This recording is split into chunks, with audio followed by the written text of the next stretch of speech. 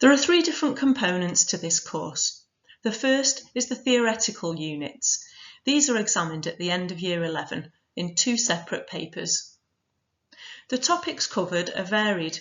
They range from physiology and anatomy units through to sports psychology. The second component is the practical activity. In this section, students select 3 activities that they want to have for assessment. The third and final component is a personal exercise plan. The relative weightings of each component are shown here.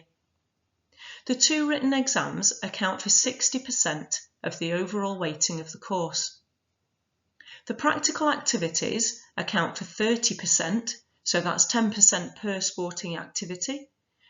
And the final component, the personal exercise plan, accounts for 10% of the overall course. The practical activities must be chosen from these lists. Students have to select 1 team activity and 1 individual activity, and then a third from either section. So some students will do 2 team, 1 individual, and some will do 2 individual and 1 team sport. You might notice on here that activities are not listed twice where they could be. For example, tennis can be played in doubles as a team activity, or it could be played in singles as an individual activity. But what students can't do is offer tennis in both. So they can't do tennis as a team and tennis as an individual activity, just as one. The personal exercise plan is planned, carried out and evaluated by the student under our guidance. This is all done in lesson time and as homework tasks, etc. They can base their personal exercise plan on any one of the activities shown on the previous slide, even if they don't want to offer that activity for their practical assessment, so it doesn't have to be one of their selected 3 sports. Often at the beginning of Year 10, students are clear in their mind exactly which 3 practical activities they'll want to offer for assessment. What we ask is that students are enthusiastic and keen to participate in the full range of practical activities that we do in school within lessons. Often they're surprised by how much progress they make in a sport like trampolining that they didn't think they would offer, but as they go through Year 10 realise that in fact they're making significant progress and it can become one of the activities that's the best scoring.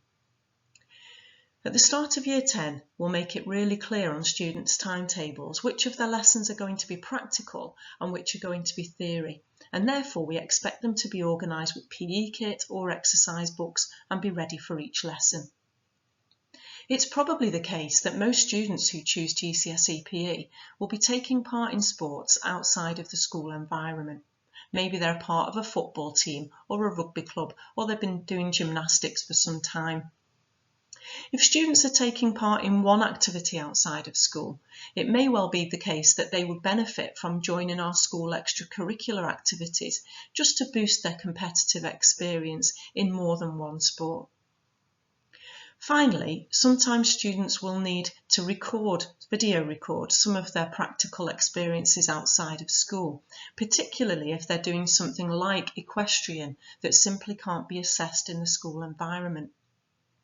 If they are part of a team or club, it's also a benefit to video record the competitive fixtures there, because the chances are that will show them to a better standard of performance than we can show within school by video recording here.